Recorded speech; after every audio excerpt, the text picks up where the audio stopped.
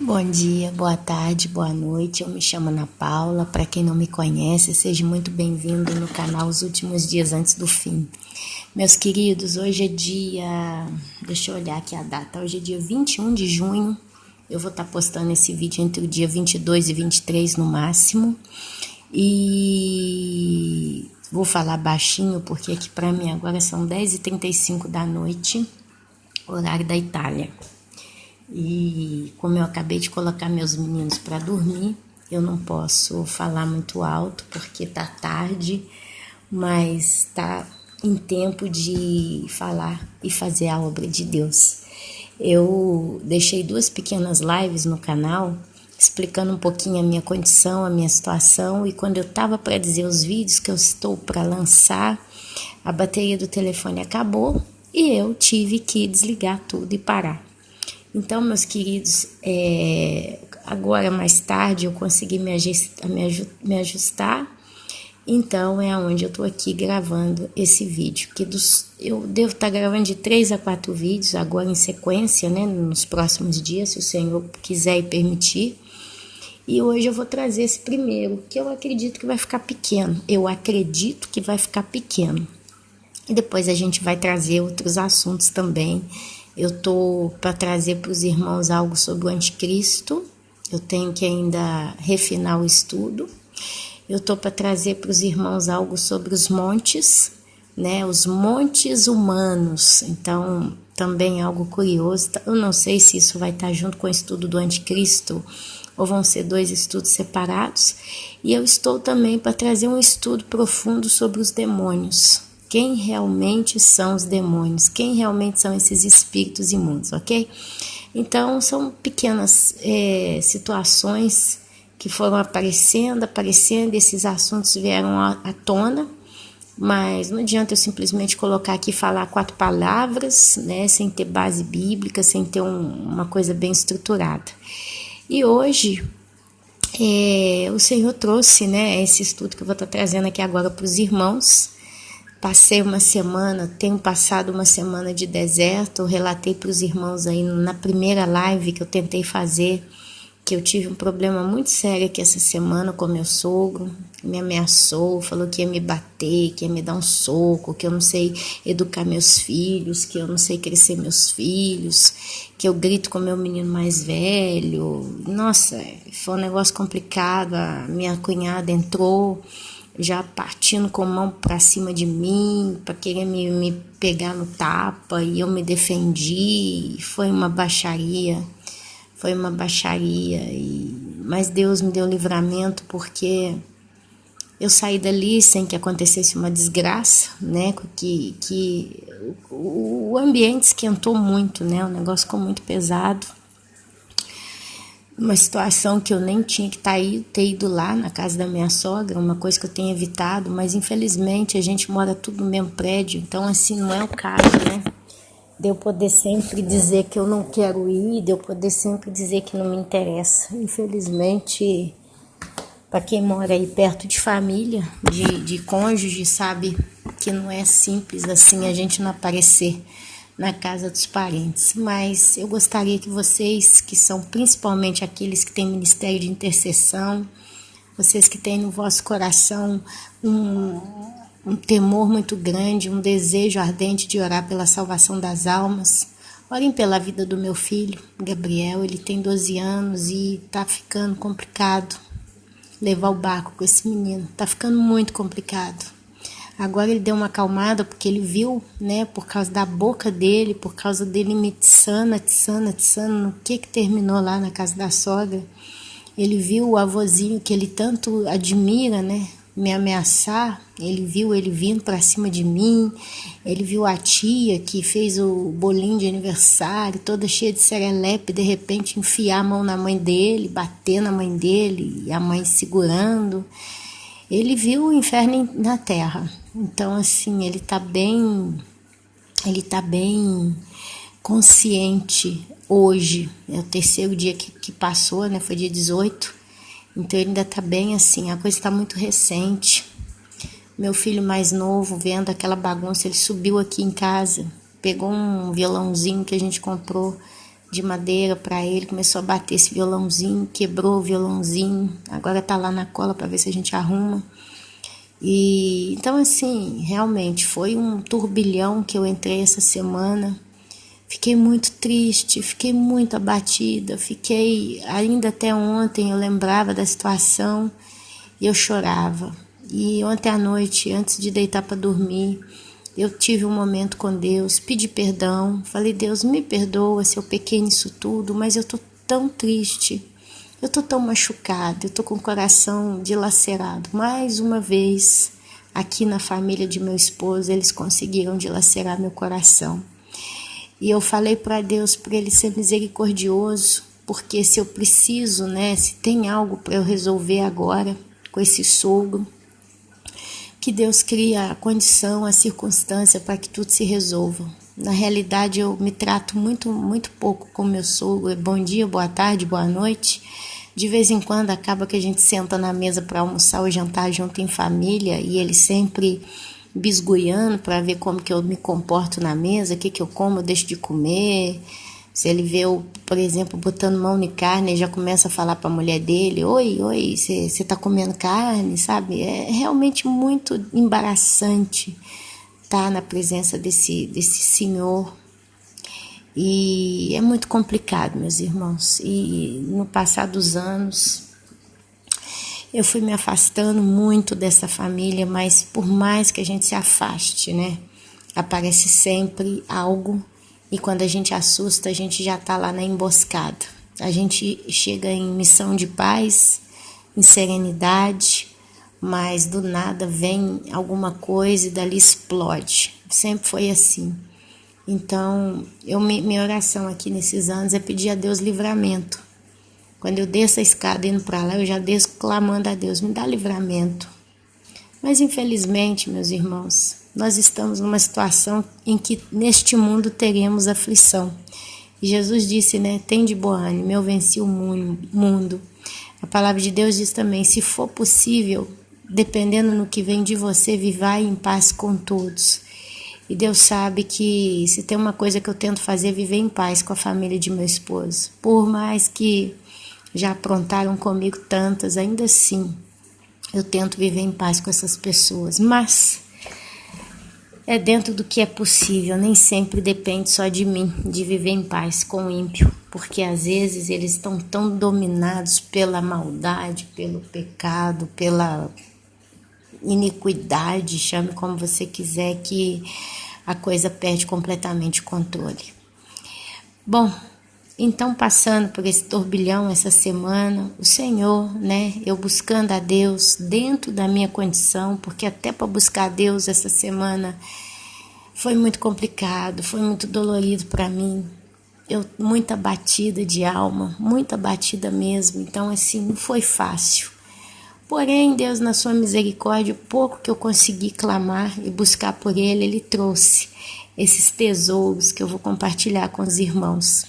Sabe, meus amados, às vezes a gente lê determinadas coisas na Bíblia e a gente acha que está tudo perdido. Outras vezes a gente lê certas coisas e a gente acha que aquilo ali está decretado, é assim, não tem como mudar.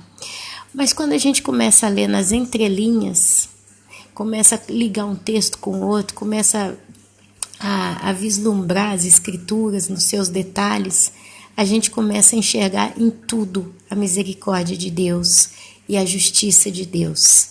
Eu estou buscando de Deus respostas para algumas coisas pessoais, dentre delas sobre os vasos para a ira, porque às vezes a gente vê as pessoas se comportando de iniquidade em iniquidade, de pecado em pecado, e você olha e fala, meu Deus, não tem jeito. Esse aqui é um vaso para a ira, foi já criado assim, já vai ser morto, porque foi predestinado, foi determinado que essa pessoa tem que morrer na ira, debaixo da ira. Ela está completando a medida do pecado dela, então não tem esperança. Então, hoje, eu intitularia esse nosso estudo, que eu acredito que vai ser pequeno, como Vasos para a Ira? Com a interrogação, será mesmo? Será, meus irmãos, que quando Deus fala dos vasos para a ira, Ele realmente está falando de um modo que vai ser inevitável? É isso que nós vamos estar descobrindo aqui hoje com os textos bíblicos. Eu quero então começar lendo com vocês o texto de Romanos, é a base bíblica para puxar esse assunto que eu tenho com os irmãos, capítulo 9, do versículo 19 até o 24. Prestem atenção comigo para ver o que diz essa palavra. A soberania de Deus. O que é soberania? A superioridade. Deus está acima dos homens e de todas as coisas. Então Paulo começa. Tu, porém, me dirás, de que se queixa ele ainda? Aliás, espera aí. Assim, de que se queixa ele ainda? Pois quem jamais resistiu à sua vontade? Quem és tu, ó homem, para discutires com Deus? Porventura pode o objeto perguntar a quem o fez, por que me fizestes assim? Ou não tem o oleiro direito sobre a massa, para do mesmo barro fazer um vaso para a honra e o outro para a desonra? E outro para a desonra? Que diremos, pois, se Deus, querendo mostrar sua ira e dar a conhecer o seu poder, suportou com muita longanimidade os vasos de ira, preparados para a perdição, a fim de que também desse a conhecer as riquezas da sua glória em vasos de misericórdia, que para a glória preparou de antemão, os quais somos nós, a quem também chamou, não só dentre os judeus, mas também dentre os gentios. Amém, meus irmãos? Então esse é o texto base que nós vamos usar para lançar no ar este estudo. Eu peguei muitas referências, é por isso que eu tô achando que esse vídeo vai ficar pequeno, porque hoje eu peguei muitos versículos e um tá casado com o outro. E depois a gente vai ler uma conclusão na Bíblia. Então, devagarzinho, vamos puxar esse estudo aqui, vamos pensar. Deus simplesmente criou o chamado vaso para ira e o vaso para honra e basta? Então, aquele que foi criado e designado como vaso de ira, ele já nasce condenado ao inferno? Não tem nada que ninguém possa fazer que vá mudar a situação da pessoa? Lá no livro de Gênesis, capítulo 2, versículo 7, começa todo o início da formação da humanidade. A base que foi lançada para que surgisse o homem na terra, ou a formação do homem. Então, em Gênesis, capítulo 2, versículo 7, está escrito o seguinte: E formou o Senhor Deus o homem do pó da terra, e soprou em suas narinas fôlego de vida, e o homem foi feito alma vivente. Quando a Bíblia diz que Deus pega o barro e com ele molda um corpo humano, depois vai e sopra fôlego de vida na narina, né, nas narinas daquela estátua, porque um barro formou o corpo humano, era uma estátua sem vida, né, um corpo sem vida. De repente ele sopra nas narinas o chamado fôlego da vida, que é o espírito, né? Deus, ele deu o espírito para aquele barro, e aquele barro então se torna alma vivente. O que é a alma mesmo, irmã Ana Paula? A alma é o local onde acontecem todas as nossas emoções, sejam elas positivas ou negativas. Quer dizer, se uma pessoa é muito boa, muito generosa, muito amorosa, muito alegre, muito doce, muito comunicativa e cheia de dotes e talentos, tudo que ela está na sua alma. Eu poderia, não sou psicóloga, mas eu poderia dizer que a alma, ela está no subconsciente e no consciente do homem. Quer dizer, é a nossa consciência. A nossa alma é a nossa consciência. Inclusive diz que os olhos são o espelho da alma. A Bíblia diz que a boca fala daquilo que o coração está cheio. Então, meus irmãos, se uma pessoa é cruel, maldosa, pirracenta, surrateira, traiçoeira, fofoqueira e tal, é tudo da alma. Sai tudo da alma. Quando a gente estuda a palavra de Deus, a gente estuda com os olhos da alma e do espírito.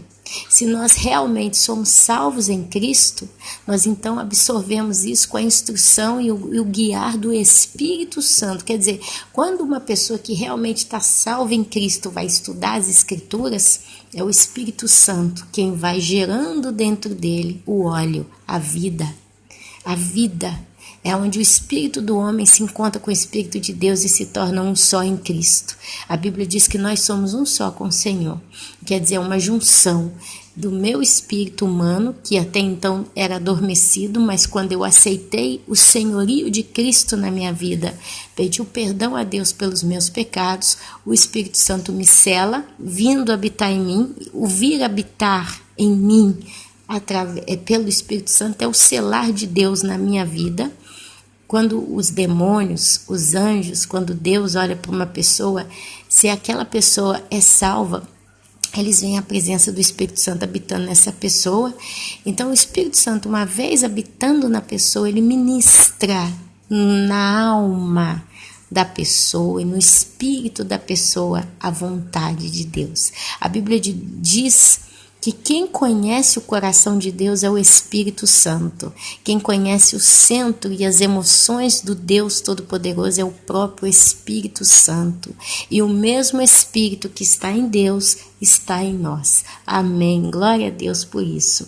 Então, quando ele sopra fôlego de vida, ele põe a alma vivente. Ele põe o espírito e o ser humano, então, começa a ter sentimentos. Ele levanta, ele tem consciência, ele tem sentimento, ele tem reação, ele tem inteligência, ele tem vida. Ele consegue pensar, raciocinar, ele está acordado, né? Então ele se torna alma vivente, ok, meus irmãos? Então tudo começa do quê? Do barro. Então Deus ele criou os homens através do quê? Do barro. Então nós realmente somos um vaso nas mãos do oleiro. A Bíblia fala lá na parábola das 10 virgens que 5 estavam com a garrafinha cheia de azeite e 5 não. A igreja de Cristo é o templo do Espírito Santo. A pergunta que eu tenho que me fazer é quanto do Espírito Santo está aceso em mim? A Bíblia fala, não apagueis o Espírito Santo de Deus em vós. Se eu não posso apagar, significa que não pode faltar óleo, porque uma lamparina a óleo, ela só fica acesa se tiver óleo nela. Quando acabar o óleo, ela apaga a luz. Então, o óleo é o quê? A palavra de Deus. E quem acende dentro desta palavra em mim? O Espírito Santo de Deus. Amém? Continua, vamos continuar. Então, nós somos almas viventes em vasos de barro. A Bíblia fala bastante sobre esse templo feito de barro, né? Nós somos o vaso. Mas tá bom, para começar o estudo, a gente já então tem que entender que quando fala do vaso para a ira e do vaso para a honra, realmente estão se falando de seres humanos. Ezequiel, capítulo 18, versículo 23 diz: Desejaria eu, de qualquer maneira, a morte do ímpio? Diz o Senhor Deus, não. Desejo antes que se converta dos seus caminhos e viva. Peraí.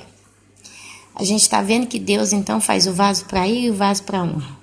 Agora lá em Ezequiel ele fala o seguinte, o próprio Deus declara, desejaria eu de qualquer maneira a morte do ímpio? Será que é assim? Será que o desejo no coração de Deus é a morte do ímpio? Então o vaso para a ira, quando ele foi criado, é porque Deus desejava que fosse assim? Diz o Senhor Deus. Aí ele mesmo responde, não é esse o meu desejo. Eu desejo antes que se converta dos seus caminhos e viva. Deus não se agrada com a morte do ímpio. Deus não faz acepção de pessoas. Mas vamos continuar. Salmos, capítulo 25, versículo 8 diz, bom e reto é o Senhor, por isso ensinará o caminho aos pecadores. Se ele não deseja a morte do ímpio, e ele é bom, e ele é reto nos seus caminhos, nos seus próprios caminhos, o que ele fez então? Ele parte a ensinar os caminhos do próprio Deus, dele mesmo, aos pecadores. Salmos, capítulo 11, versículo 5 diz: O Senhor põe à prova o justo e o ímpio, mas ao que ama a violência, a sua alma abomina. Abominar significa repulsa, violenta, aversão, rejeição. Então a Bíblia diz que Deus, ele coloca à prova o justo e o ímpio. Mas ao que ama a violência, quer dizer, esse ímpio, esse ser humano que ama a violência, a alma de Deus abomina. A alma de Deus rejeita, ele não aceita esses que amam a violência. Violência mental, violência verbal, violência física, violência nos atos de vida. A Bíblia diz que Deus abomina essas pessoas. Deus, ele não suporta. Inclusive a Bíblia fala que Deus fala para uma certa igreja, né? Ou você é fria ou quente, porque se você for morna, eu vou te vomitar da minha boca. Quer dizer, Deus não aceita. Deus, ele rejeita tudo que não presta. Amém, meus irmãos? 2 Timóteo, capítulo 2, versículo 21 diz: De sorte que, se alguém se purificar dessas coisas, será vaso para a honra, santificado e idôneo para o uso do Senhor e preparado para toda a boa obra.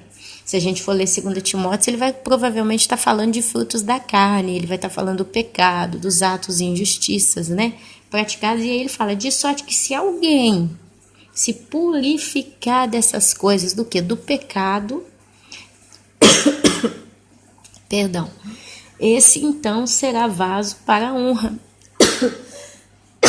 Santificado quer dizer separado e idôneo, perfeito, para o uso do Senhor e preparado para toda boa obra. Quem se torna um vaso para a honra, ele passa então a servir a Deus. Então gera bons frutos. Ele trabalha na seara, passa a ser o orgulho de Deus. Amém? Então está falando que existem pessoas que, se elas se purificarem, quer dizer, se elas se purificam é porque de antemão elas estavam imundas. Então, se elas se purificam de pecados, vão se transformar em vasos para a honra.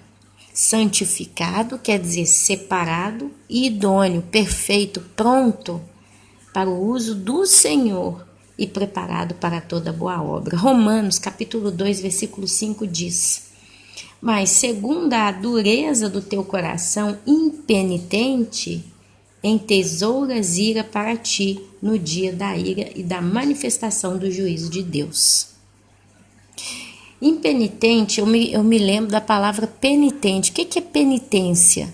Eu viro e falo assim, eu vou pagar uma penitência, quer dizer, eu vou fazer um propósito e eu vou cumprir esse propósito. E quando eu falo assim, não é um propósito fácil, é um propósito difícil, é uma penitência. Quer dizer, eu vou me colocar à disposição de fazer algo para que algo de bom retorne para mim. A penitência, né? Eu vou fazer um jejum, eu vou deixar de comer carne, eu vou parar de fazer tal coisa, eu vou fazer penitência. Quer dizer, as pessoas de bom coração, elas estão constantemente se colocando em penitências. Agora aqui no Romanos fala, mas segundo a dureza do teu coração, impenitente. Quer dizer, são pessoas que não aceitam a correção, elas não querem ouvir a voz de Deus e se até então escutam, elas não aceitam o bom conselho do Senhor.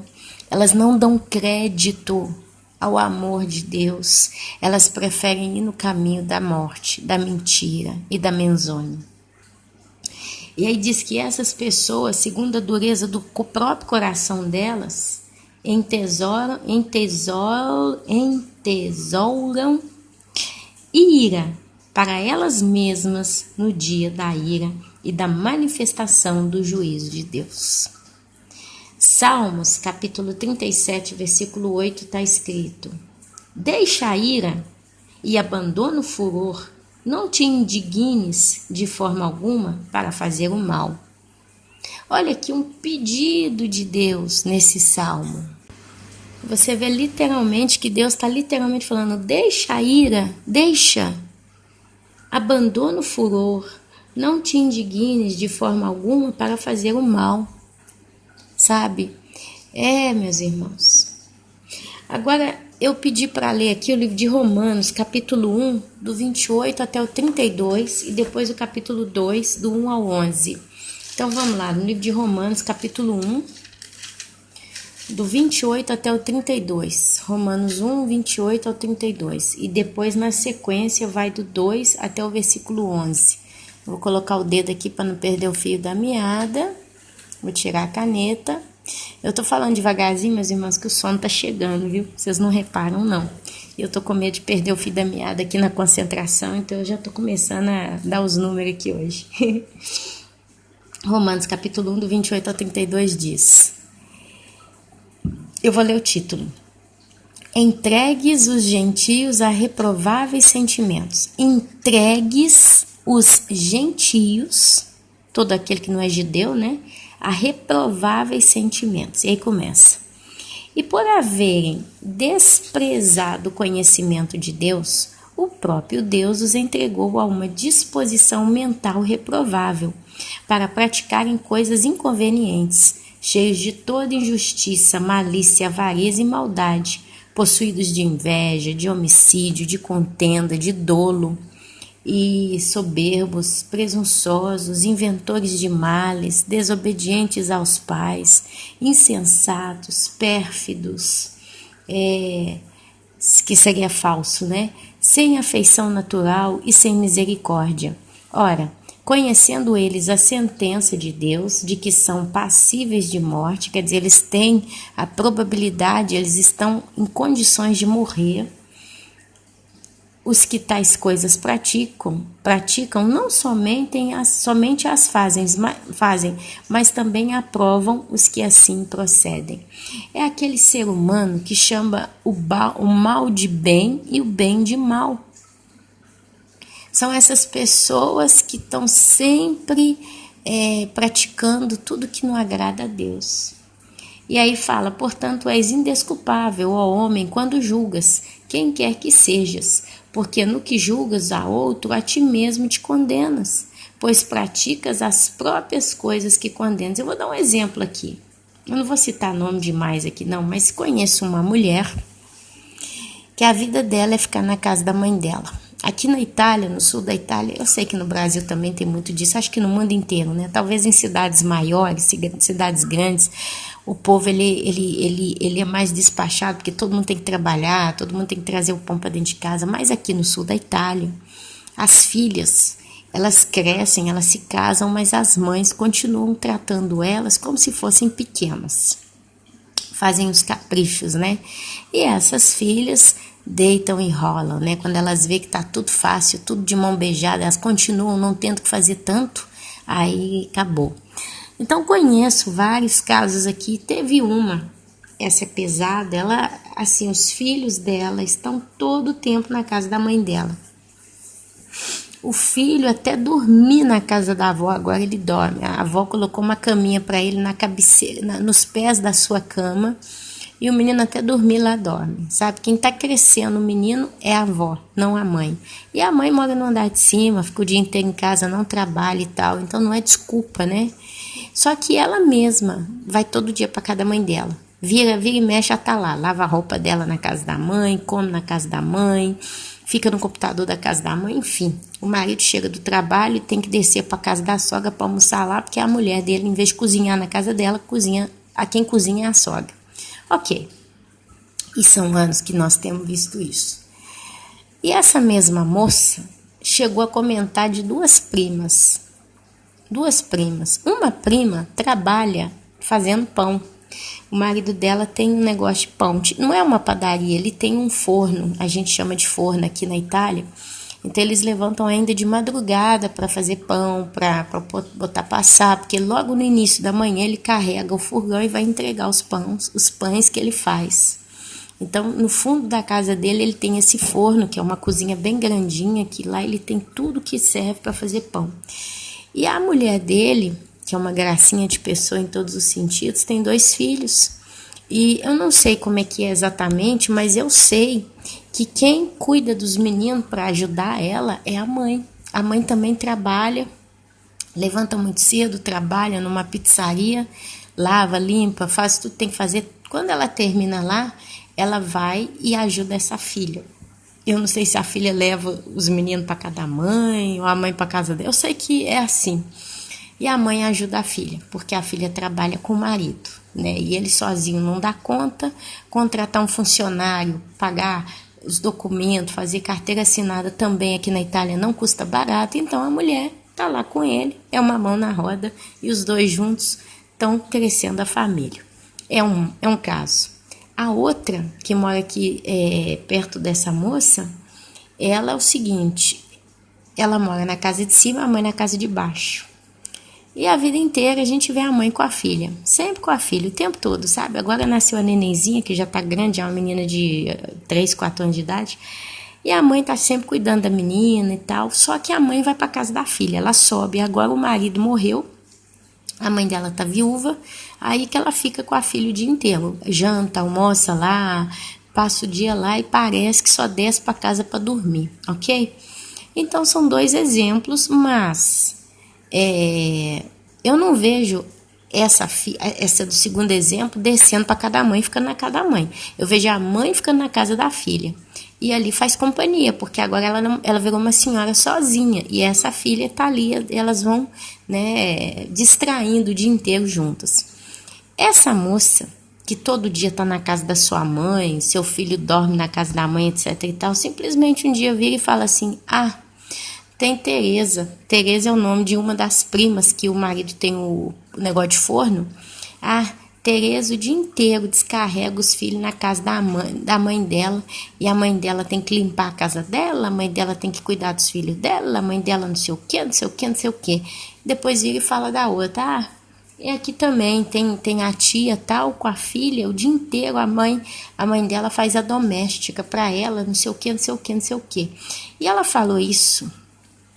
E eu tava ouvindo, gente, me deu uma revolta, me deu uma vontade de falar engraçado, sujo falando mal lavado. Mas naquele dia Deus falou, basta, fica calado, né? Não é problema seu. Mas a gente fica indignado, sabe? Você tem uma trave no teu olho, fala do cisco do olho dos outros. Então, mais ou menos, é isso que Paulo tá falando aqui.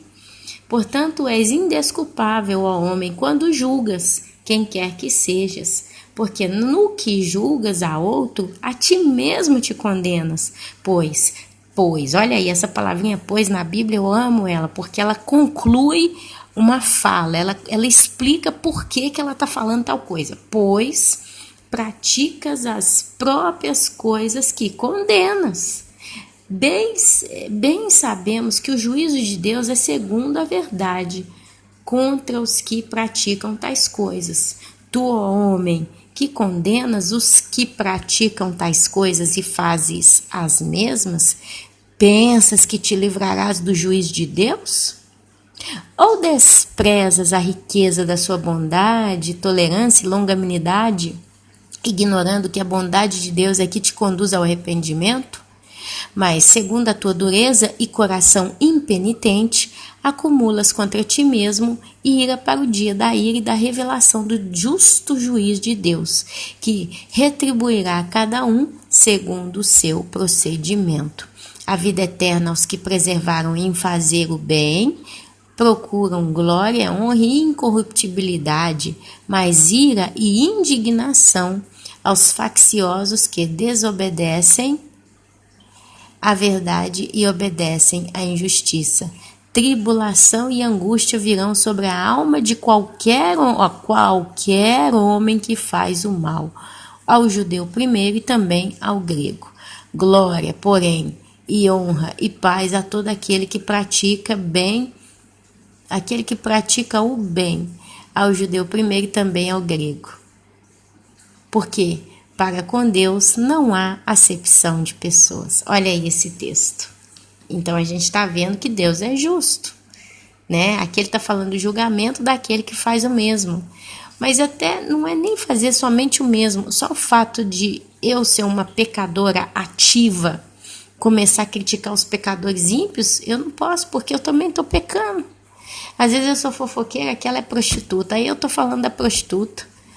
Aquela lá, pelo menos, é prostituta. Eu não sou prostituta, mas sou fofoqueira. Quer dizer, ela tem o pecado dela, eu tenho o meu, mas eu não sou santa.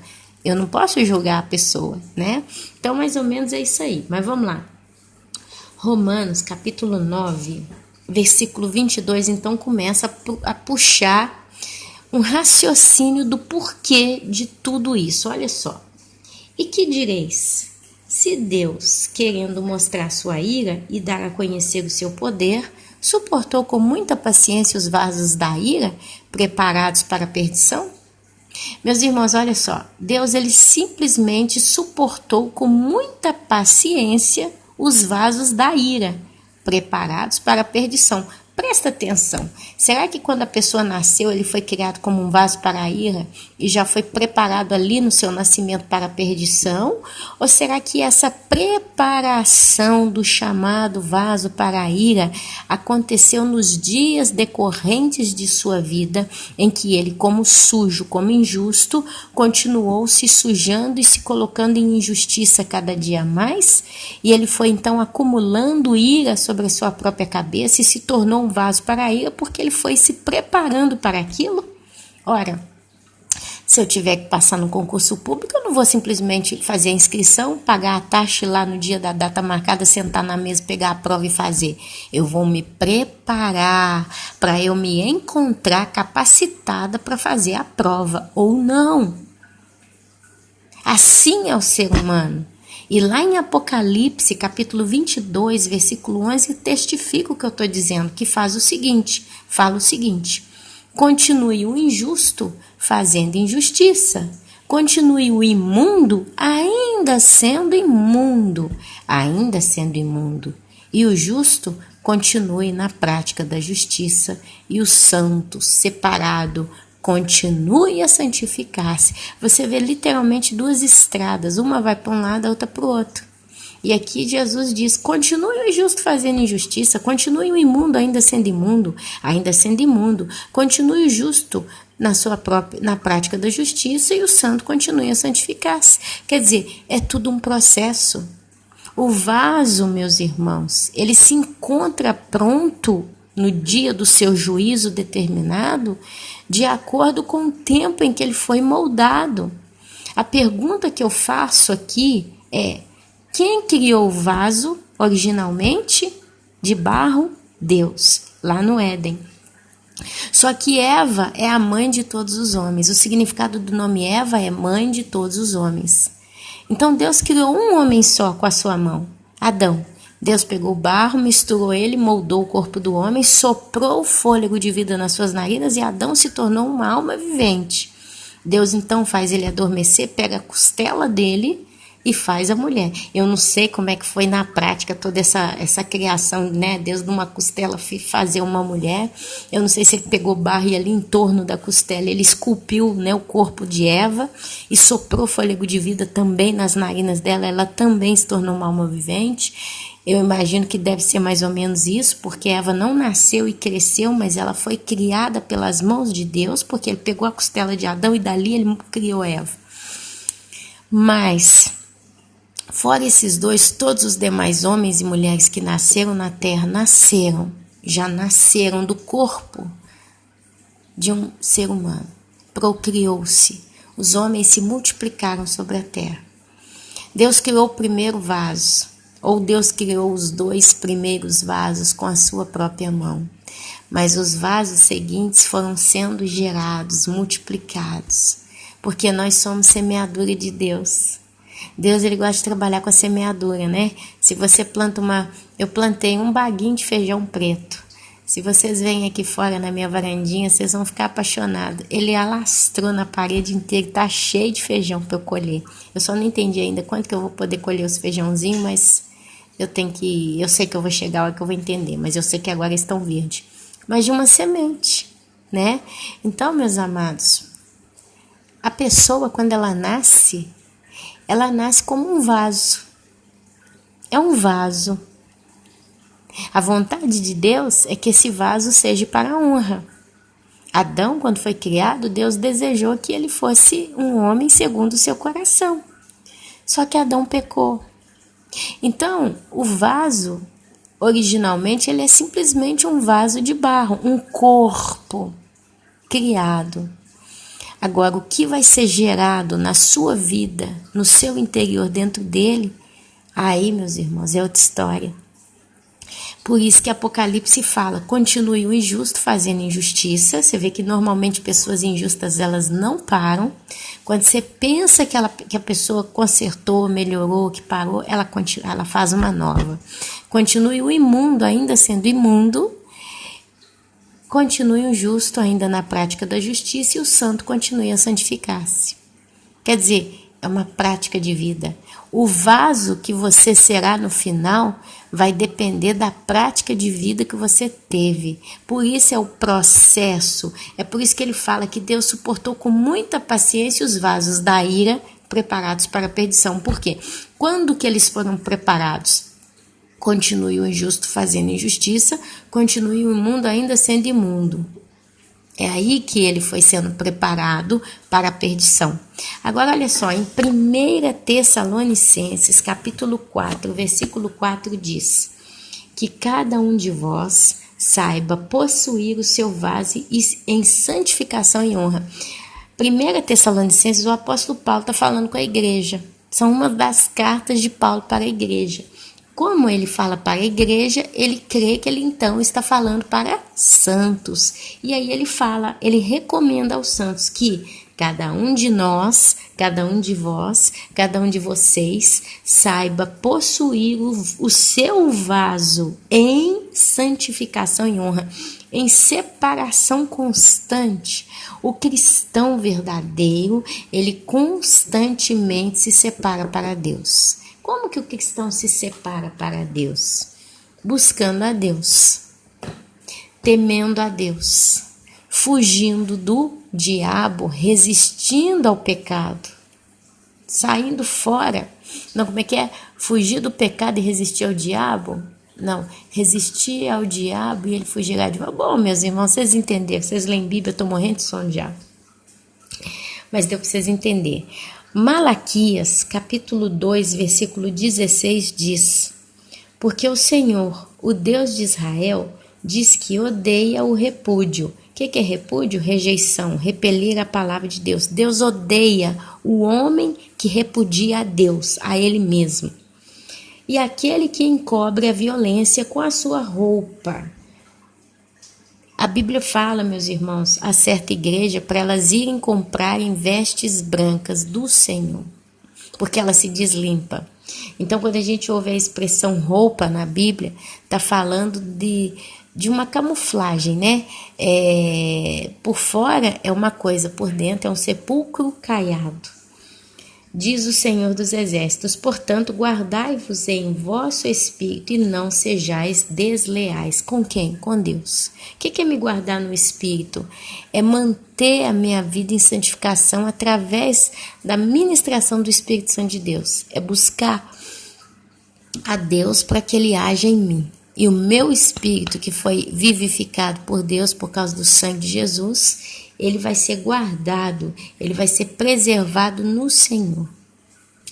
Ezequiel, capítulo 36, versículo 26 diz: e dar-vos-ei um coração novo, e porei dentro de vós um espírito novo, e tirarei da vossa carne o coração de pedra, e vos darei um coração de carne. Quando que Deus vai fazer isso? Quando o homem se arrepender. Se o homem verdadeiramente se arrepende, o que Deus faz? Dar-vos-ei um coração novo, porei dentro de vós um espírito novo e tirarei da vossa carne o coração de pedra e vos darei um coração de carne. Quer dizer, a pessoa, ela era um vaso para a ira, mas se tornou um vaso para a honra. Jeremias, capítulo 18, versículo 4 diz: como o vaso que ele fazia de barro quebrou-se na mão do oleiro, tornou a fazer dele outro vaso, conforme o que pareceu bem aos seus olhos fazer. Como é que então a gente pode entender que Deus, ele pode pegar um vaso chamado para a ira e transformar esse vaso num vaso para a honra? Através de Jesus Cristo, que diz: eis que estou à porta e bato. Se alguém ouvir e abrir a porta, né? Se alguém ouvir a minha voz e abrir a porta, então eu, Jesus Cristo, Yeshua HaMashiach, entrarei e cearei com ele, ele comigo. Olha que coisa linda! Olha o óleo sendo ministrado dentro do coração da pessoa que ouviu a voz de Cristo e abriu a porta. O Espírito Santo entrou e fez morada em nós. Fomos selados, lavados com o sangue de Jesus e remidos por ele. Mateus, capítulo 9, versículo 17 diz: não se deita vinho novo em odres velhas, mas se deita vinho novo em odres novas, e assim ambos se conservam. Jesus é o vinho novo. E tem aquela canção, né? Quebra-me, Senhor. Eu não sei cantar ela não, mas é um negócio assim. Quebra-me, Senhor, e me faça de novo. Eu quero ser um vaso novo. Quebra minha vida e a faça de novo. Eu quero ser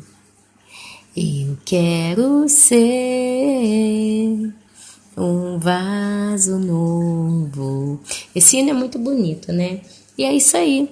Deus, meus irmãos, ele é poderoso para nos quebrar e nos fazer de novo. Eu tô morrendo de sono, meus irmãos, mas eu já acabei. Olha aqui. Ezequiel, capítulo 18, versículo 31 diz: lançai de vós todas as vossas transgressões com que transgredistes, e fazei-vos um coração novo e um espírito novo. Pois, por que razão morreríeis, ó casa de Israel? Isso é um momento em que Deus está levantando uma advertência, um pedido, um clamor para o povo judeu. E ele fala: lançai de vós todas as vossas transgressões com que transgredistes, e fazei-vos um coração novo e um espírito novo. Pois por que razão morreríeis, ó casa de Israel? Na realidade, meus irmãos, Deus ele sempre levanta essa questão. Quando Caim planejou, desejou, maquinou no seu coração matar o seu irmão Abel, teve um momento que ele estava caminhando e remoendo o seu ódio. Porque Abel, quando ele deu a oferta a Deus, Deus aceitou a oferta. Com aroma e perfume agradável, ela subiu e Deus aceitou. Mas Caim, quando ele deu a oferta, Deus não se alegrou da oferta de Caim. Caim, o que faz? Ficou com raiva de Abel. Ficou com inveja de Abel e começou a bestemear sobre a vida de Abel, até que veio no coração dele a ira e a vontade de matar Abel. O que acontece na Bíblia? Eu não vou achar esse texto aqui agora, eu nem estou com condição de achar, mas se você lê Bíblia, você sabe do que eu estou falando.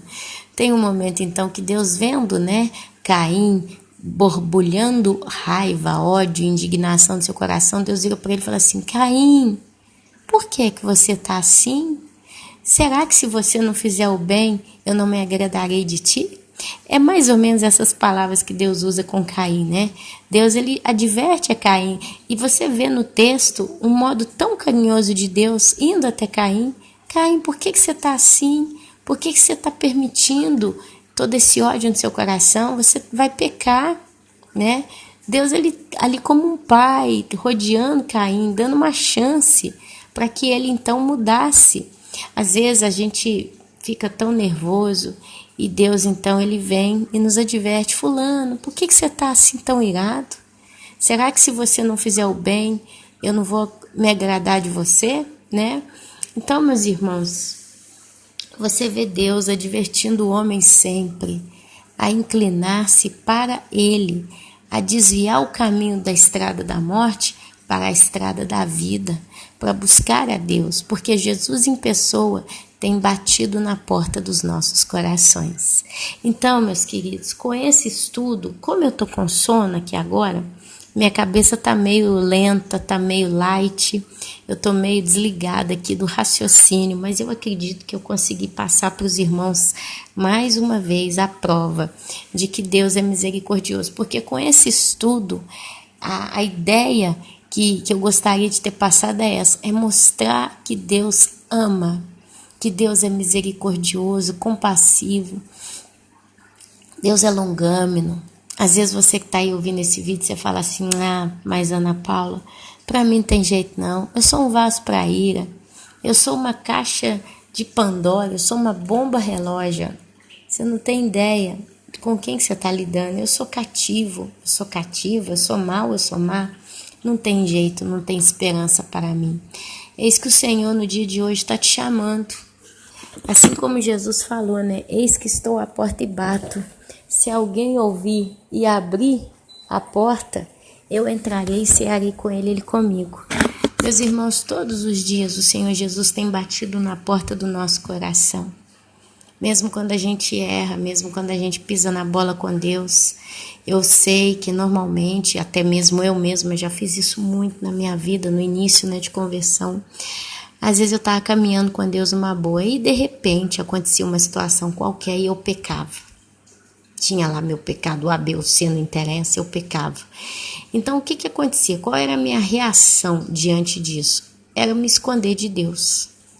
Eu falava assim: ah, eu não posso orar porque eu estou em pecado. Porque na igreja me ensinaram que se eu orar a Deus em pecado, a minha oração não passa nem do teto. Então eu pensava na minha ignorância, né? Então para que eu vou orar? Tanto o Senhor não vai ouvir, talvez é até pecado eu falar com Deus no meu pecado, sabe? Mas com o caminhar na estrada, né, da minha vida, eu fui entendendo, meus irmãos, que quanto mais a gente se encontra sujo, lamaçado, numa condição de pecado, de erro, né, tropeço, mais a gente tem que clamar a Deus, mais a gente tem que buscar a Deus, mais a gente tem que pedir ajuda e socorro para Deus. Mais do que tudo, meus irmãos. É aí que nós temos que clamar e gritar: me ajuda, me ajuda. Porque se você não buscar e pedir ajuda, o inimigo que já rodeia em torno de nós como um leão, procurando uma brecha da que puder achar e entrar e arrebentar com a tua vida, aí que ele vai entrar. Porque se você para de orar, se você para de pedir, se você para de pedir perdão, se você para de ler a Bíblia, se você para de fazer algo para Deus, você fecha tudo, você fala: não, eu não posso fazer porque eu estou em pecado, você está literalmente abaixando as suas defesas. Abaixou os portões, desmanchou os muros, e aí o inimigo não entra por uma brecha, ele entra por um portão inteiro. É por isso que quando a gente se encontra em condições de pecado, de erro, de fraqueza, é aí que a gente tem que clamar. Olha, eu sempre vou com a minha vida pessoal aqui no YouTube, os irmãos conhecem a minha vida às vezes até mais do que eu mesma. Mas eu sou assim, meus irmãos. Essa semana, volto a tocar no assunto, eu cheguei realmente numa situação muito triste. Conheci meu sogro. E quando ele falou: eu te bato, eu te dou um soco na sua cara, porque ele gritava, e eu não estava dando muito trela, sabe? Eu estava dando as costas para ele. Quando eu dei as costas, aí que ele ficou pé da vida mesmo, aí que ele esquentou. E eu não só dei as costas, eu passei pelo corredor, pela porta e fechei a porta. Só que eu não fechei a porta, eu bati a porta, porque eu estava de saco cheio, eu estava indignada. E aí foi mais um pouquinho dele para ele vir com as ameaças. Tem 13 anos que quando a gente briga, quando ele vem com as brigas dele, ele me ameaça, me bater, a me dar soco, sabe? E aí você fala: poxa, meu pai não me bateu, meu marido não me bate, vai ser meu sogro bater a mão em mim? Essa violência contra a mulher, né? E eu sou muito sangue quente, sabe? Meu sangue esquentou quando ele me ameaçou. Eu falei: esse homem tem que me bater. Ele tá falando que vai me bater, então ele tem que descarregar esse desejo que ele tem de me dar um tapa, me dar um soco. Ele tem que me bater. Eu imagino, me conhecendo, porque para honra e glória do meu Deus eu me conheço, que se ele encostasse a mão em mim, gente, eu ia voar em cima dele com tudo, tudo, tudo. Eu ia enfiar a mão na cara daquele homem. Ele podia me matar, porque ele é mais forte do que eu por ser homem, mas eu não ia me render, sabe? E provavelmente depois ainda ia na polícia dar a caixa dele. Aí, uma coisa que já estava complicada ia simplesmente ficar muito pior. Então, assim, depois eu falei, Deus, se eu pequei, né, talvez quando ele falou, eu vou te dar um punho, né, te pique um punho, assim foi a expressão que ele usou, talvez era a hora de eu simplesmente continuar subindo a escada e deixar ele babar igual cachorro lá, tanto. Só que, sabe, eu voltei atrás, eu fiquei com muita indignação. E sabe, meus irmãos, é nessa hora, são em momentos assim que a gente vê que nós somos de carne, nós somos de osso, nós somos falhos. Às vezes a família de teu esposo, minha irmã, ou a família da tua esposa, meu irmão, às vezes é teu pai, é tua mãe, é um irmão de sangue, às vezes é um vizinho de casa. São pessoas que te atormentam, que te perseguem, que te humilham. São momentos, talvez, que você nem imagina, elas conseguem soltar uma frase com referência a você te humilhando, sabe? E é onde eu entendo que isso é um espinho na carne. Eu falo de coração, eu poderia ocultar a minha vida aos irmãos, sabe? Mas se tem uma coisa que eu tenho comigo é de confessar os meus erros, as minhas quedas, os meus problemas e os meus pecados publicamente.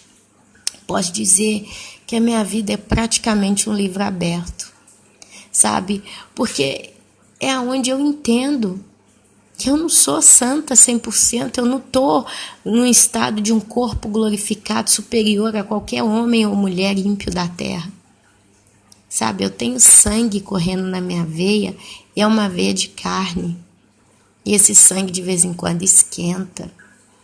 E tamanha a indignação que você fala, não, essa pessoa tem que aprender que ela tem que me respeitar. Tudo tem limite, botar o pé na minha cabeça não vai. Combater. Eu sou uma pessoa que eu combato muito.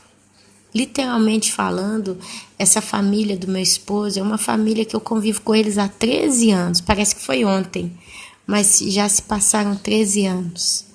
E eu passei muito aqui, meus irmãos. Eu passei demais aqui. Vocês não imaginam quanto eu passei. Hoje está até bom demais. E o pedido que eu fiz para Deus ontem à noite foi de Deus ter misericórdia da minha vida. E se essa situação precisa se clarear, precisa acontecer algo de modo que eu volte a cumprimentar, porque meu sogro nunca foi uma pessoa que eu fiquei muito de papo com ele, tanto porque ele me despreza muito, ele desdém muito de mim, ele muitas das vezes ele me trata como se eu fosse um verme, sabe? Então isso tudo me leva a ter sempre um coração chateado com ele. A gente fica chateado, né? Fala, por que tratar assim? Eu não fiz nada, eu sou uma bênção, sou serena, sou tranquila, tenho responsabilidade, cuido bem do teu filho, cuido bem dos teus netos, né? Se você for na minha casa, você não vai me encontrar de perna pro alto, vendo televisão e mexendo na unha, a casa toda suja. Você não vai ver seus netos sujos, maltratados, né? Mas, infelizmente, meus irmãos, é assim. Então, muitas das vezes, eu interpreto a família de meu esposo, na minha vida, como um espinho na minha carne. E o que mais explode aqui entre eu e essa família é porque eu estou sempre do lado da coisa correta, do justo. Eu sou sempre pró a verdade. E quando isso bate de frente com muitas vezes que eles estão de olho no que não presta, aí explode a guerra. Meu menino estava falando palavrão, estava murmurando. Coisa eu faço da minha vida, só porque eu pedi ele para desligar um videojogo, um videogame. Nossa, que bordel que esse menino fez, que escândalo que esse menino fez. E eu caí na bobeira, e eu sei que foi falta de sabedoria minha, porque eu podia ter falado com ele na minha casa, mas ali eu estava tão angustiada, sabe? Eu estava tão desesperada por ver meu filho fazer daquele jeito, que ainda não deu para esperar. Já na cozinha da casa da sogra eu comecei. Por que, Gabriel? Por que você falou isso comigo? Eu não te pedi nada, eu só te pedi para desligar o negócio lá. E você começou a murmurar da tua vida. O que falta de bom na tua vida? E eu falava, meus irmãos, num tom normal, eu não estava gritando. E meu sogro, sabe onde é que ele estava? Na hora que eu estava falando isso, ele estava sentado lá na frente do Facebook dele, julgando. Pois ele largou tudo, levantou e veio. Por que você está gritando com o menino? Que você sempre trata ele mal? E quando ele falava isso, ele estava ouvindo eu dizendo que o meu filho estava falando comigo usando de palavrões. Palavrão chulo, palavrão pesado, que se escuta muito aqui na Itália, ele simplesmente estava falando. E de um modo tão prepotente, tão, sabe, angustiante, que eu fiquei nervosa com o menino. Então eu não estava fazendo o errado. Pelo contrário, advertir meu filho, chamar a atenção dele é o papel meu. Bruto seria se eu visse ele falando aqueles palavrões e ficasse calada. E tentasse simplesmente falar, filho, vambora, dai, deixa pra lá, faz isso que mamãe tá pedindo. Aí, dai, filho. E o menino falando palavrão e eu cocolando o menino, né, carinhando o menino, o ego do menino. E eu sou uma tipa que quando eu vejo uma coisa injusta, eu não calo a boca, não. Filho meu pisou na bola, eu vi o piolho no pé dele o dia inteiro, eu vou julgando na cara dele, eu vou sujigando nele, eu vou enchendo o saco até que troço criar raiz. Ele precisa entender, sabe? Então, assim, e meu sogro, um homem de 60 e poucos anos, né, viu a situação, não é a primeira vez. Então, o mínimo que ele tinha que fazer é ficar calado. Ou então, falar, sim, Gabriel, você não pode falar palavrão com sua mãe. Você não pode tratar sua mãe desse jeito. Sua mãe tenta fazer o melhor por você. O que ele fez? Começou a brigar comigo na frente do menino, começou a falar que eu não sei criar meus filhos, que eu não sou uma boa mãe, que eu grito com ele, que eu trato o menino mal. Quer dizer, o menino ouvindo ele falando aquelas palavras, o bom é que, no pior do pior, meu filho, ele tem sido um filho muito aconselhado por mim. Eu aconselho muito. Eu tento guiá-lo sempre sobre o caminho da justiça. Então, por mais que ele viu o avô dele me desmerecendo e chamando o bem de mal e o mal de bem, ele entendeu que não era assim. Por que o meu avô está falando que minha mãe não sabe ser mãe? Por que o meu avô está ameaçando a picar um punho, né, dar um soco na minha mãe? Ele falou um soco, gente. Eu te bato, eu te dou um soco. Como se aquela ameaça fosse me colocar medo, eu fosse quietar, baixar a cabeça e deixar ele me humilhar ainda mais.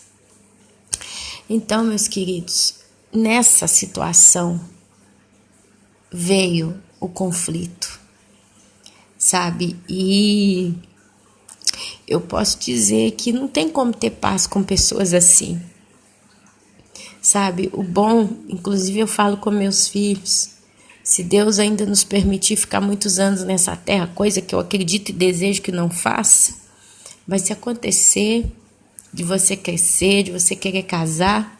Eu falei isso na frente do meu esposo. Eu falei, você pode amar o quanto for uma mulher, mas você não casa com ela enquanto você não conhecer a família dela. E quando você conhecer a família dela como realmente a família dela é, você ainda pensa, realmente eu vou casar com ela?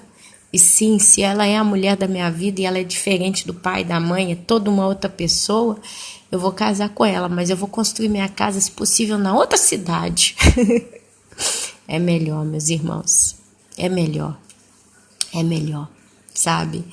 Então, meus queridos, a gente vai, muitas das vezes, sofrendo. Mas é aí que a gente tem que buscar a Deus. É onde eu mais corro atrás do Senhor e clamo a misericórdia dele na minha vida. Peço a Deus que realmente tenha misericórdia e compaixão de mim. E descanso, porque eu creio que Deus é fiel. Eu sou uma pessoa que procuro me encaixar em Apocalipse 22, quando fala, né? O justo continue na prática da justiça. Praticar a justiça é todo dia procurar fazer o que é correto. Todo dia, meus irmãos, todo dia. Nós temos que procurar todos os dias fazer o que é correto. Eu vou falar um negócio para os irmãos aqui, a nível da família de meu esposo. Eu tenho feito e tolerado certas situações e eu falo para Deus, eu estou fazendo isso só pelo Senhor, porque o Senhor deseja que eu faça assim. Tem gente na nossa vida, e aqui eu falo no geral, porque eu sei que cada um aqui tem seus problemas. Existem pessoas na sua vida que se você, minha querida, pudesse simplesmente nunca mais nem olhar para a cara, não cumprimentar, você o faria com tanta joia, com tanto entusiasmo. Às vezes é uma sogra, é um sogro, é um genro, é uma neta, é um sobrinho, é uma mãe, um pai. Pode ser. Tem gente, olha, certa vez eu conheci um irmão que ele contou para mim que a irmã dele foi pro centro de macumba, fez um voodoo da filhinha do irmão, a menininha linda, eu vi a foto da menina, coisa mais linda do mundo. A irmã dele fez uma bonequinha de voodoo, não sei o que ela pôs, ela pôs foto da menina, não sei o que foi o negócio da menina, pôs uma bonequinha de voodoo e levou pro centro de macumba e começou a enfiar agulha na bonequinha. E falou pro irmão que ela queria ter uma filha, ela só teve filho homem. Aí ela falou pro irmão que ela queria ter filha e porque ela não teve filha, ele também não podia ter e ela ia fazer de tudo para matar a menina. A avó da menina, a mãe do irmão, também nessa mesma filosofia de desejar o pior para o irmão. Sabe?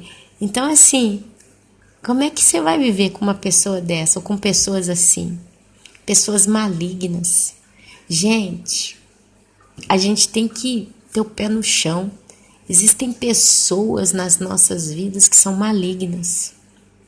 Só que a Bíblia nos ensina que, se for possível, vivai em paz com todos no que tocar a você. Quer dizer, se depender de mim, Ana Paula, eu vou viver em paz com todo mundo. E não amaldiçoe o teu inimigo, mas o abençoe. Quer dizer, chame bênção para a vida dos teus inimigos. Qual é essa bênção que eu consigo chamar para as pessoas complicadas da minha vida? A salvação.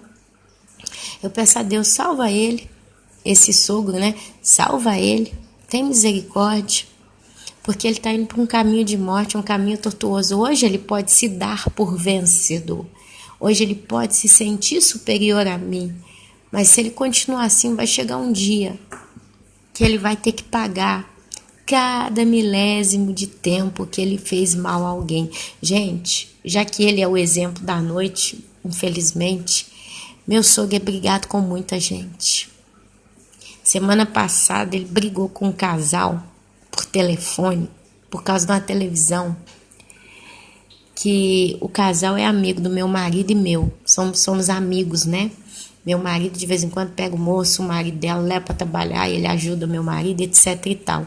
E ele tem uma loja de coisa eletrônica, eletrodoméstica, eletrônica. Ele vendeu para o meu sogro uma televisão, uma Smart TV. E como na casa da minha sogra tem criança o dia inteiro e não são meus filhos, e as crianças que estão lá botam a mão em que quer e ninguém fala nada, tinha um netinho de 4 anos com controle remoto dessa televisão e faz com o que quer da televisão. Tanto que cutuca os botões do controle remoto que ele simplesmente desprogramou a televisão toda, e a televisão, o meu sogro não conseguia voltar a reprogramar a televisão ficou doida. Falando de moto simples, né? O que o meu sogro fez? Ligou pro dono da loja que vendeu a televisão e falou, olha, que a televisão não tá boa, vem cá dar uma olhada, o que você pode resolver. Até aí tudo bem, né? Você vendeu a televisão, talvez você entende melhor do que eu, porque você tá acostumada a ter isso, a mexer com essas coisas. O moço então vai e vem na casa do meu sogro, sentou lá na cadeira, começou a mexer, e alguma coisa ele conseguiu resolver, ele entendeu o que aconteceu e tal. Aí ele perguntou, olha, ô senhor, mas será que esse telecomando aqui parou na mão de criança? Qual foi a resposta do meu sogro? Não, não, não, não, criança não botou a mão em nada, não. Ele, beleza. Só que ele já entendeu, isso aqui é coisa de criança, porque do jeito que a televisão tava, bacana. Aí ele mexeu, ajustou alguma coisa, eu não sei se ele pôs a televisão toda certinha, mas eu sei que ele foi embora. Passou meia hora, lá na loja dele, meu sogro liga. Que a televisão tá boa, que tá tudo errado, que não sei o que você me vendeu um produto, um produto com defeito, uma televisão da Samsung. E começou a quebrar o pau e tal. Aí passou meia hora, liga de novo, só que o dono da loja tinha saído, ele foi resolver os problemas, estava trabalhando. A mulher responde, você tá aí? Não, tá aqui não. Meu sogro começa a gritar com essa mulher no telefone. E eu aqui, eu moro no quarto andar. Isso foi uma semana antes do problema que eu tive com ele. Eu no quarto andar, escutando e gritando. E ele tem uma voz muito aguda. Podia ser cantor de ópera, de música de ópera, né? Tem uma voz muito aguda. E chegava na minha casa, tremia as paredes mais um pouquinho. Se ele gritasse mais um pouquinho, tremia tudo. Mas é um eco que dava, sabe? E eu corri para tentar, o que tá acontecendo? Tá acontecendo alguma coisa? Aí entendi. Ele xingando o moço, e xingou um palavrão, seu não sei o que, você me vendeu a televisão, você quer ver que eu vou aí, leva essa televisão e quebra ela todinha na sua loja, sabe? Só que o que acontece? Ele começou a gritar com a mulher do moço. E esse moço estava no quartinho do lado fazendo um serviço eletrônico com outro rapaz. E a mulher dele atende o telefone e meu sogro começa a escarnecer dela, falar com ela. Meu sogro, coisa pesada, sabe? Só coisa pesada para arrebentar com a pessoa. E foi gritando com ela no telefone. Essa mulher, contando para mim mais tarde, diz ela que pegou o telefone, tampou a parte do microfone, porque o marido, que seria, né, o moço que veio ajustar a televisão, tentar, meu sogro gritava tanto no telefone que o moço começou, o que está acontecendo? Quem que tá gritando desse jeito? E ela com o telefone na mão, olhou para ele assim meio escondido, falando, não é nada não. E ele não entendeu que era meu sogro que estava urlando com a mulher dele. Depois meu marido contou para mim, olha, se ele soubesse que era meu pai que estava gritando com a mulher dele daquele jeito, do jeito que eu conheci ele ia vir na casa de meu pai, arrebentar a cara do meu pai no tapa, no soco. Só para você ter uma ideia. Porque ele estava tratando a mulher dele daquele jeito. E isso toda semana tem um escândalo aqui envolvendo meu sogro, sabe? Se eu começar a contar os podres dele aqui, vai. Então, meus irmãos, tem gente que é difícil. Tem gente que só pela misericórdia de Deus. Mas eu acredito, sabe? Hoje, talvez, meu sogro, falando aqui da pessoa dele, é um vaso para a ira. Porque ele realmente tem se enchido do pecado. Mas eu acredito que Cristo é poderoso para salvar até ele. Porque um dia eu também fui um vaso para a ira. Um dia eu também fui muito orgulhosa, eu tive os meus erros, defeitos, tive todo o meu egoísmo, tive coisas horríveis. Mas Deus não me salvou e não me transformou num vaso para a honra. Hoje você que está aí me ouvindo, houve um dia que você também provavelmente foi um vaso para a ira, você andava por caminhos tortuosos, mas Deus te amou, você ouviu, você veio e Ele hoje te quebrou e te fez um vaso novo. É por isso que a Bíblia fala, né, que nós somos novas criaturas, que nós nascemos de novo em Cristo. Aí que está o cumprimento dessa palavra, quando a Bíblia fala do vaso para a honra, que é preparado para ser honrado, né, para a glória de Deus, e o vaso para a ira, que é preparado para o juízo. Tudo se resume na prática da vida ou das pessoas. A pergunta que eu falo para você aí, você tem se trabalhado para conservar o seu vaso limpo diante dos olhos do Senhor? Ou você está sujando seu vaso? Está colocando o que não presta dentro dele?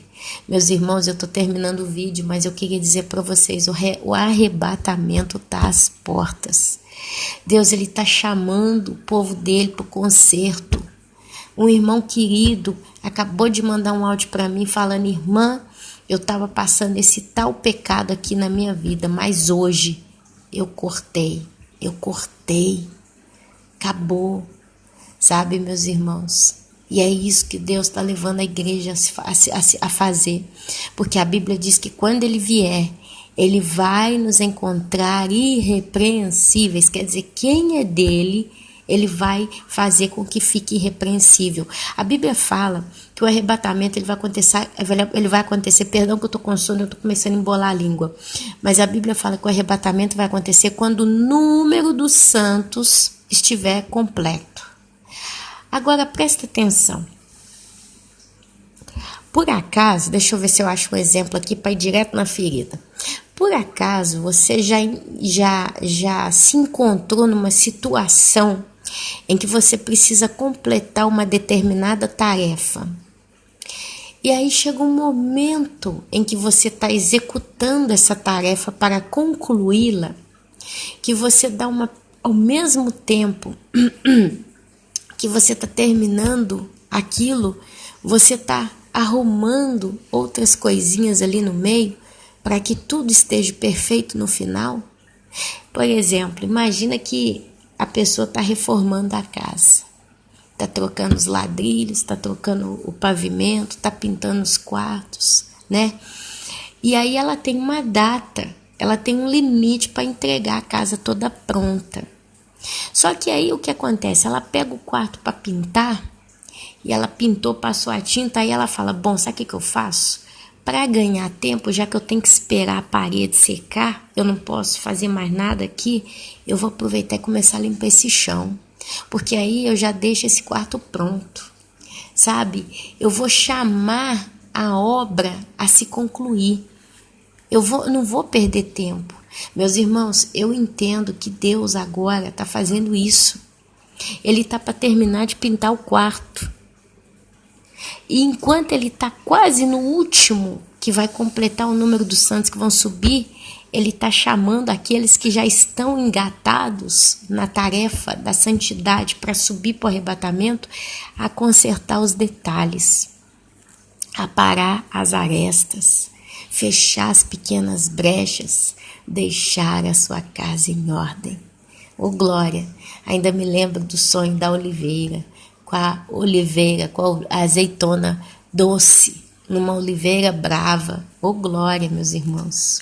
Sabe por que Deus não me deu uma visão da árvore toda carregada de azeitona madura, mas eu prestei atenção numa parte da árvore, eu não conseguia ver o resto. Eu estava tão focada naquele cacho de oliva ali, que estava ali naquele galho, né? E que eu peguei uma e experimentei, ela estava doce. Por quê? Porque Deus não mostrou para mim que o número dos santos está pronto ainda. Provavelmente tem gente ainda recebendo a mensagem do arrebatamento e se santificando para isso. A realidade é que todo mundo que recebe a mensagem do arrebatamento perde a cabeça, né? Quando a pessoa entende realmente nesse evento do que ele é e ela acredita, ela perde o chão. Mas uma coisa que vem junto com a mensagem do arrebatamento, Jesus está voltando, é o temor. Normalmente quem acredita no arrebatamento eminente, ou iminente, como é que fala? Ela começa a ter muito temor no coração dela. Se eu pudesse, eu contaria tantos testemunhos de irmãos que contam para mim o que Deus está fazendo na vida deles para concluir a obra. E é igual eu falei com o irmão hoje, eu falei, meu irmão, Deus seja louvado. Porque a vida do irmão é a profecia se cumprindo para o final dos tempos. Eu falo muito isso aqui no canal. A gente tem a profecia global, quando diz lá Mateus 24, todos os sinais do final dos tempos e tudo. Mas se a gente parar para analisar, nós seres humanos estamos dentro de um todo e cada um de nós é uma engrenagem. E nós estamos chegando num ponto de alinhamento harmonioso total. E na hora que isso acontecer, o Senhor arrebata. Cada um de nós tem um trajeto de vida. E a nossa vida está dentro do tempo e espaço do tempo da Terra. Então até a nossa vida é uma profecia que se cumpre para testemunho da obra do que Deus está para fazer na Terra. Então, meus amados, eu só vou chamar a sua atenção a prestar por um detalhe. Presta atenção num detalhe.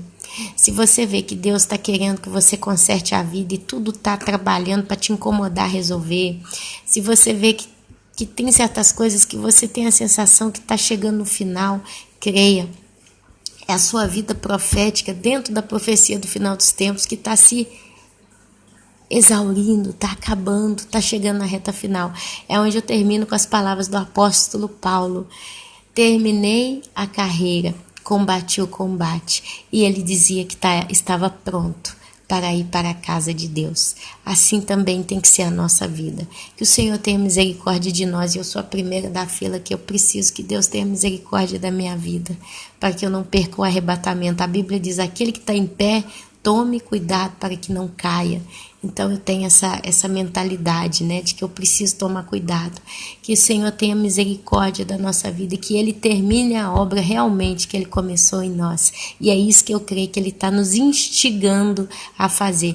Ele está terminando a obra que Ele começou em nós. E assim, meus amados e queridos irmãos, eu vos saúdo com a santa, gloriosa e poderosa Shalom de Deus, que é a paz, que excede todo entendimento. Que você tenha força e perseverança. Irmãos, orem por mim. Orem também pelo meu filho, para que Deus não se esqueça de salvá-lo ainda no arrebatamento. Orem pela sua família, orem pelas suas crianças, orem, meus irmãos, não parem de clamar a Deus pela salvação, porque Deus é poderoso para salvá-los. Amém? Fiquem com Deus. Amém, amém e amém.